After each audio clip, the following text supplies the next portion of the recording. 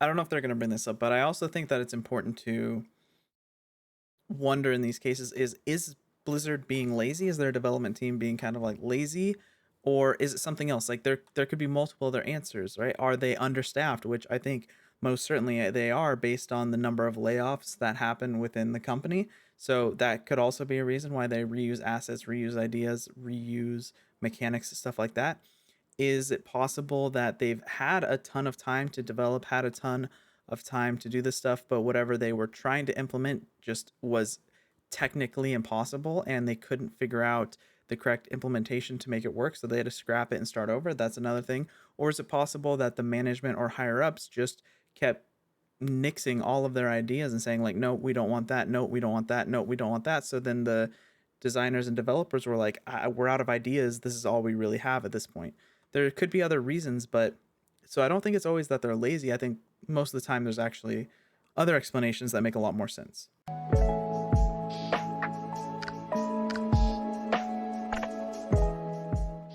Yo, what's up? So I think it's been a while since I've reacted to a Bellular clip or a World of Warcraft thing that's happened. So today that's what we're gonna do. We're gonna go over a Bellular video talking about mistakes in WoW. So let's go ahead and get into that, and then we'll talk about differing opinions and if I necessarily think he's right about some of this stuff. So let's go and get into it. They learn not to reveal much with Kata, Titan Forging, Abyssal Maw, and WAD, Faction Cities, multiple points to put Garrison, Shattrath Raid. Yeah, that's it. After those blunders, Blizzard's always going to play it tight, play things close to their chest. Which is a shame because, that's just not how it's going to. Yeah, so let me tell. If you have an idea for something to implement into a game as a developer, of course, you sometimes you want it to be a surprise, especially if it's a story element or if it's something that's really well anticipated within the community. But the problem with making things a surprise is that sometimes it's not a welcome surprise. Sometimes what you give them is not something they want. So I think that there are some instances where it's okay to not necessarily reveal something to all the players. But at the same time, if there are people who are especially clued into the industry, they should probably know about those things so they have time to give the company feedback about possible problems or what they think the community will react to, because that's kind of why you have people like Bellular or Asmongold or literally like any top player, like anyone who's really close in the game or who understands the game very well, they're there also to give feedback to the company. I think that a lot of times their feedback goes underappreciated by a lot of companies, and if they just took that into consideration, sometimes they could avoid a lot of the pitfalls that they fall into. And I think Blizzard especially falls into that trap. They do this all too often. Well, Yeah, it's that's not what works. yeah. You can see why, because they got so hammered for it, and I guess just their project planning and stuff was a little bit over ambitious and the like. But sad. I mean, if you look at Kata, it's so rough because Abyssal Maw had to go. Yeah. Firelands comes out, it's decently safe. And then I'm fairly sure they had more expansive plans for like the final raid and stuff of that expansion, but they had a whole bunch of time eaten up by the dungeons. And you look at the Dragon Soul raid, and it's just like not great and just a mess. That's it. I mean, there are cool things like the Deathwing. I don't like but the back of Deathwing fight, but visually it was cool and there was a bit of innovation there I appreciated. But Yeah, so that's another thing is sometimes you might do things that end up poorly received or end up bad, but that doesn't mean you completely scrap the idea or remove it from the game. Like, let's look at garrisons, for example, okay? Now, there were some problems with garrisons, okay? But that doesn't mean that they were a failed system. Their implementation was failed, right? They could have improved on it, made them better, and kept them relevant within the game. And I think if they hadn't just abandoned the concept altogether, we would have a very nice player housing kind of system within the game. And I think that Blizzard, they just are too quick to write off different systems that they had in the game. They're too quick to abandon different ideas, and I think it creates a really toxic cadence for delivery where they feel like they have to reinvent everything every single cycle of their game, and then we get things that are incomplete or unfinished, or not maybe even intentionally broken in a way that they can fix them later. I don't want to sound like the developers are necessarily malicious, but it could be the case, right? That could be something that happens, and when it keeps happening, it makes you kind of wonder: is everything is everything that Blizzard does truly what's best for the game, or what they think is best for the game, or is it what's best for their monetization? So sometimes you have to think about those things. Yeah, it's that tricky stuff. Yeah, it's just a shame. It's like, because I really thought they could have done so much, but even when you're like, I guess when the glass kind of shatters on production elements for a player, because obviously for us, given our job, what we'll do is we'll look at the game and go, okay, well, where are they reusing stuff? We're thinking about it from a production perspective on them. But for the average player, because this happened, because obviously I didn't think about World of Warcraft in the way I do now back then. But even then, I was like, Dragon Soul? Oh, this whole place reused. Oh, and then you go into one big old god hole, and you go into another one, and they're the same. Okay, so what have you done new for this? The ending? I think okay. I don't know if they're going to bring this up, but I also think that it's important to wonder in these cases: is Blizzard being lazy? Is their development team being kind of like lazy? Or is it something else? Like there could be multiple other answers, right? Are they understaffed? Which I think most certainly they are, based on the number of layoffs that happen within the company. So that could also be a reason why they reuse assets, reuse ideas, reuse mechanics, stuff like that. Is it possible that they've had a ton of time to develop, had a ton of time to do this stuff, but whatever they were trying to implement just was technically impossible, and they couldn't figure out the correct implementation to make it work, so they had to scrap it and start over? That's another thing. Or is it possible that the management or higher ups just kept nixing all of their ideas and saying, like, no, we don't want that, no, we don't want that, no, we don't want that? So then the designers and developers were like, we're out of ideas, this is all we really have at this point. There could be other reasons, but so I don't think it's always that they're lazy. I think most of the time there's actually other explanations that make a lot more sense. And spine? That's pretty heavy. I wasn't too concerned at the time because I also really liked the end time stuff. But I was like, oh man, that's really, you've really kind of you've made the glass shatter and production issues for me, who's just a regular player. And I wasn't even too into World of Warcraft at Cataclysm time. I'd taken a substantial break after Wrath. I was like, man, this is really quick win. Yeah, no, for sure, it's tricky. Well, I use my phone to look at chat when we're looking at news stories, but so it's actually quite nice because it perches there on my laptop in a handy way. But yeah, so we've got from Mike, the Filthy Casual. Is Bobby gone? No. Is private arbitration still a thing? Yes. I'm not coming back. Fair? Yeah, fair. I can totally understand that. Yeah, so the commenter is saying, if Bobby Kotick is still the CEO and private arbitration is still in the clause for employees, I don't want to support the company, which I have iterated this through a lot of my videos, but let me iterate it again. Whether or not someone continues to play the game is entirely a personal thing, okay?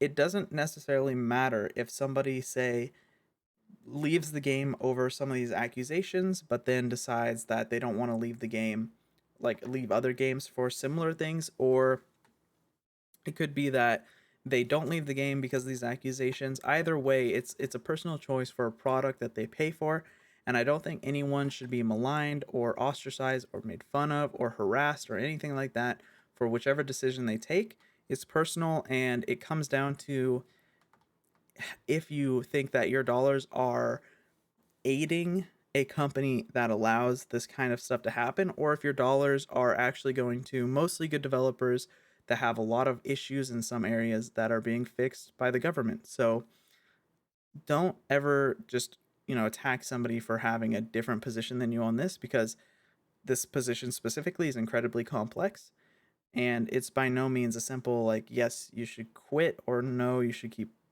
playing. Like, it's very hard, and I've given my opinions on that. I've made videos about why you should quit the game, but I do also understand why people don't want to or haven't. I think it's a sort of thing where I mean, yeah, we've covered this one before. It's like there's lots of different ways to take it, and stances and stuff. And I mean, I respect just about any principled stand. Yep. Um, for us, I think I don't want to punish the people who are working there because of historical things. But while I'm still here, we're pressuring where we can, like in the news channel. I mean, they so much as make a small misstep, and we will be on them. And we're very. And this is another thing. If a person like Bellular or whatever who reports on news for World of Warcraft or a game like calls out a company for doing something bad, that doesn't mean that they're now just like a hater of the game. Especially someone like Bellular who has had positive news about the company and the game forever now, to which some people would call him a shill in the past, but now he's just like a hater and a doomer. Like, you have to consider the position he's in, right? Like, he makes a lot of money from reporting on World of Warcraft, and he's taking a big risk by kind of hating on them or calling out their misdeeds, and it's not easy to do. And I mean, the risk paid off for him. Obviously, he's gotten a lot of views, but it could very well have backfired. And so I think that that in itself is kind of proof that his intentions aren't necessarily bad, unless he just has like his finger directly on the pulse of the market, which he may be that intelligent. But either way, there's been times where he's like said good things about the company and times where he said bad things about the company. And I think if you look at the entirety of his content, it's very, very fair for pretty much the company, right? Like, the company does some horrific things, he's going to call it out. The company does some bad implementations, he's going to call it out. The company does some good things, he's going to call it out. Like, I don't think it's fair to call him either a shill or a hater. I think in both instances he really does his best to report on it, and I think that's true for pretty much most commentators, unless you can find a specific instance of them lying, or maybe you can point them to something that they misunderstood. That's different, okay? That's not the same as just saying like, oh, all your opinions are trash because you're a hater. Like, that doesn't really help anything. You would have to go through each of his points and break them down individually before you can make some kind of claim like that. Clear and wanting to keep following that and to keep that story alive, especially with Bungie ending forced arbitration, which is a bad look for Activision Blizzard. I absolutely love that story because it is just, oh hey, yeah, look what we can do. Do you want to follow suit? Didn't think so. It's so cheeky. It's so cheeky. I love it. And it's not even just this cheeky, because I imagine they didn't think, okay, how can we get one over on Activision Blizzard? It's like cheeky by nature, because obviously I think they did it because they were just like, yep, we'll do right by our developers and by our employees, which just makes Activision Blizzard look bad. Okay, I've said this a lot. I don't think it's necessarily a good idea to always just attribute kind of these really emotional ideas onto companies. Like, a company did this to do right by its employees. I think it's a lot easier to explain things in terms of a market when it comes to companies, right? It could be the case that one specific high up person at the company said this is the right thing to do. Of course, that's possible. Of course, that happens.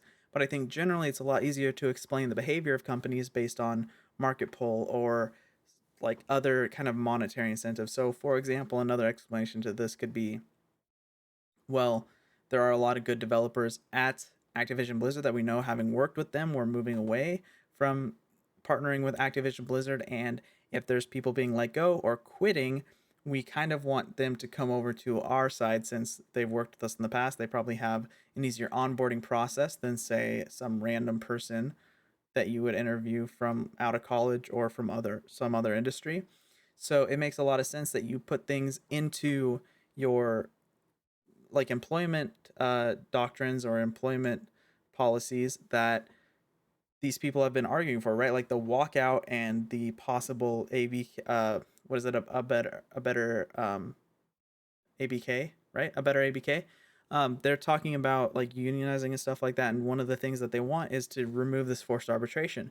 So if you're in the mindset of a company who's trying to get some good acquisition for talent, then it makes sense that you are like, huh, well, if we remove this, we might get some really good developers that are already familiar with their stuff. So there's a lot more explanations than just like, hey, this company wanted to be a good guy, which, like I said, it could be the case, but generally it's easier to analyze companies in the sense of monetary and if they're a public company, incentives towards their shareholders rather than just they're either a good guy or a bad guy. I don't know if it's ever fair to just say like a company is a good guy or a bad guy. Now, in the case, if you're going to think about like, oh, well, then how come in the case of Activision Blizzard, their employees are just in this crazy situation where a lot of them have been accused of doing some unsavory things? Well, it could be that those are, of course, individual actions, but if you have someone at the top who behaves in that way, which I don't remember his name, but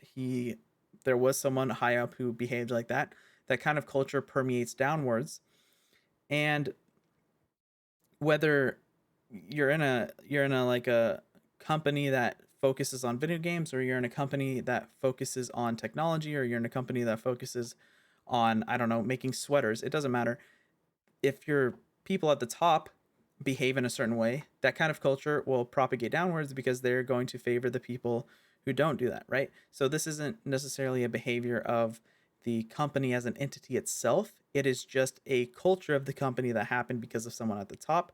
And you could argue even so that people weren't punished because they were good developers, and if you punish them, they might leave, which would have harmed the monetary uh, gain and growth of the company. So there are other things like that as well. So again, just to reiterate, it's easier to attribute behaviors from a company to things that revolve around markets and money rather than it is about ethics or emotions. Okay.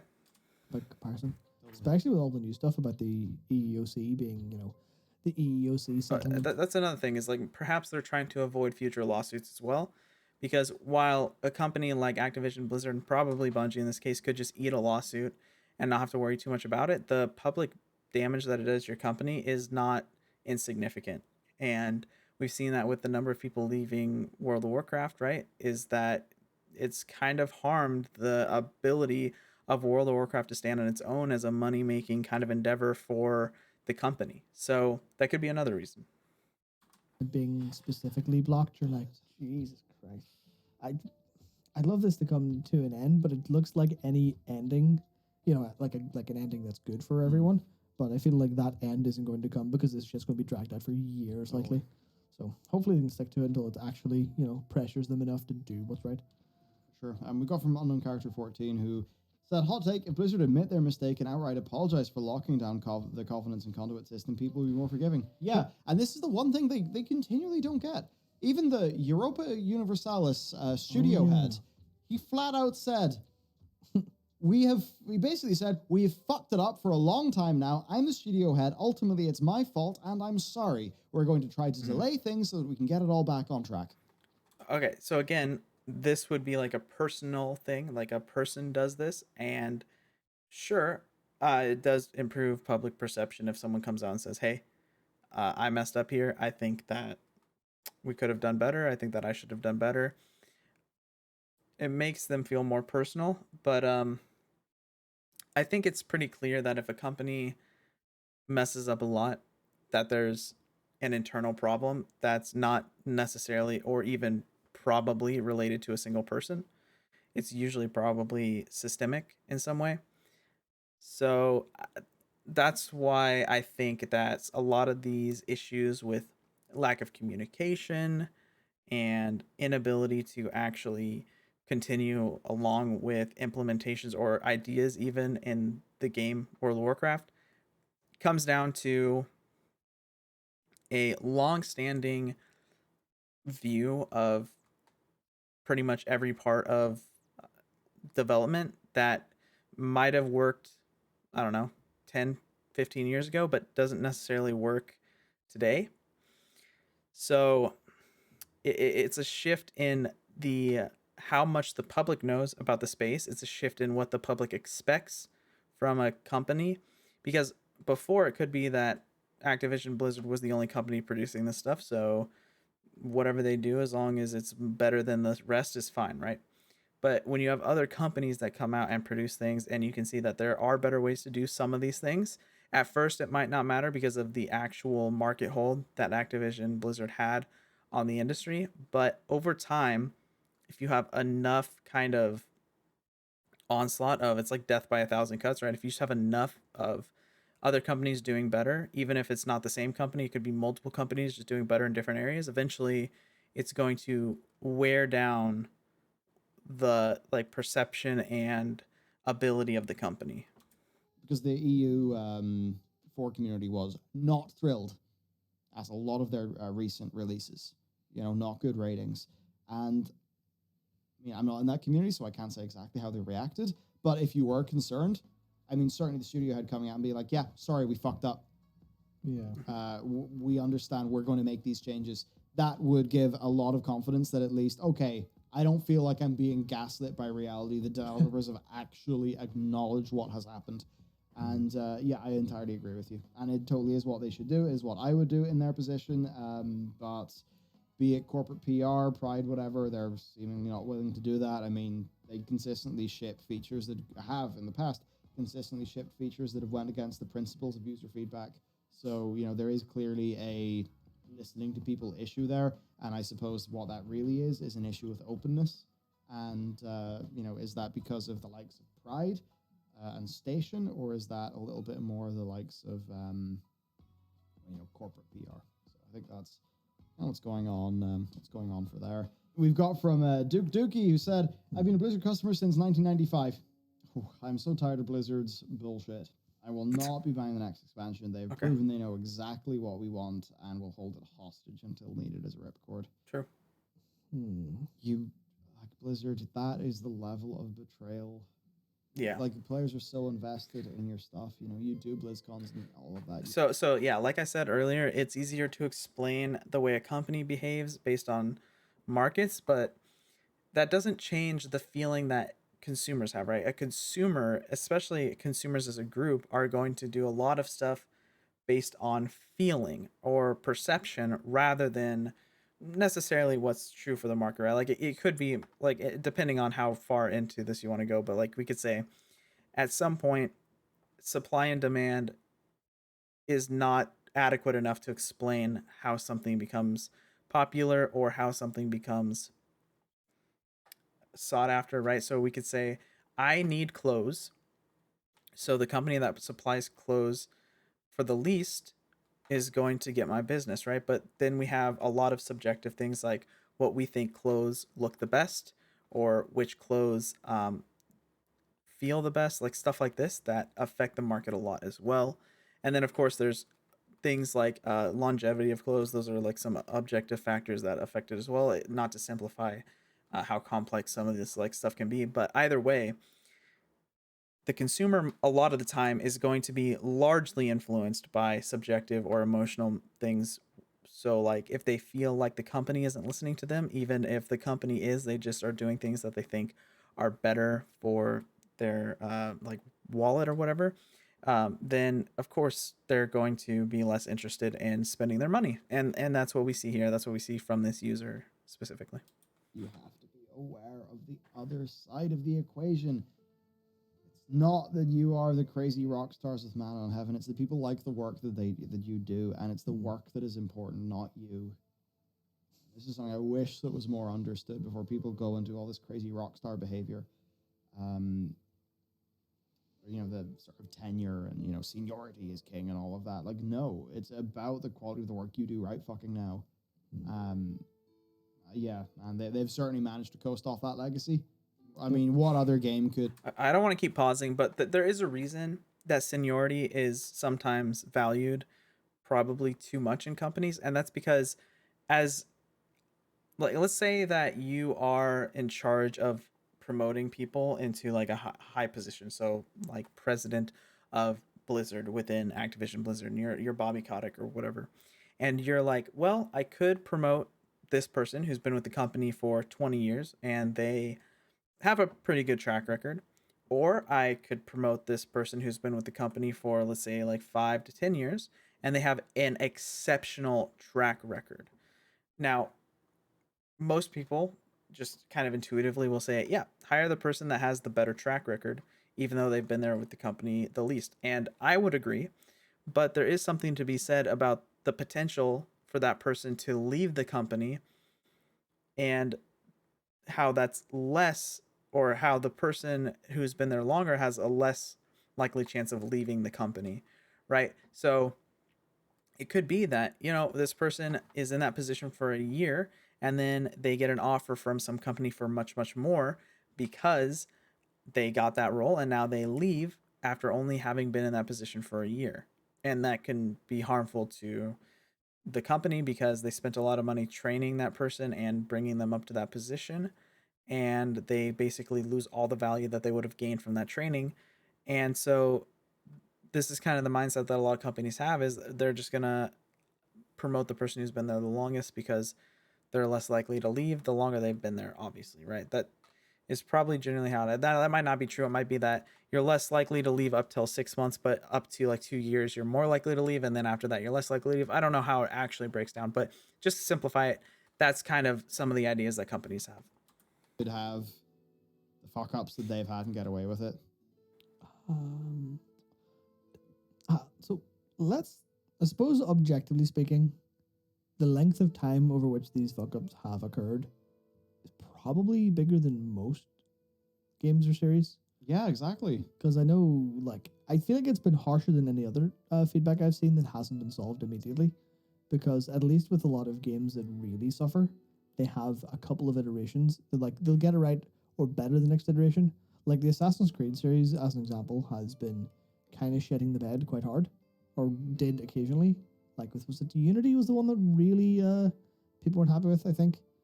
The one that shipped really Unity had a early. lot of technical issues. Yeah, so that one, but then it kind of recovered a year or two later. But World of Warcraft's been on the downturn for longer than I think everything else. I mean, I guess I don't know if that's an adequate comparison because obviously one's like a seasonal release and the other is like a continuous MMO. So it's close maybe, but not necessarily exact. But yeah, so Blizzard had such a grasp on the player base that it was hard for them to leave the game, really, even Final when it was Fantasy bad. series that Name of the King brings up. It certainly had a very, very long downturn. And I think that's probably, interestingly enough, that they're probably matched in terms of, no, they'll be definitely definitely longer in terms of downturn, but the downturn hasn't been as pointed, because Final Fantasy 15 was a really scuffed development and was a really scuffed game at the end of the day, but it was also a huge seller. Yeah. That sold a lot on promise, and people had reviewed quite well, so people were just like, wasn't great, not really pleased about it. But FF13 was like, it sold fairly well, reviewed okay-ish despite all its problems, and then it sort of started a little small recovery. But it's like the problems didn't seem quite as existential for that series. So I think that's, yeah, I don't know any series that's undergone this kind of long-term damage and survived. Yeah, and what's just to David there, I don't mean just all be about work. I mean, like, it's about the thing you make. Oh yeah, I don't mean that as like work yourself to dust. I mean, it's about like, it's the thing that you make that is the special thing. Yeah.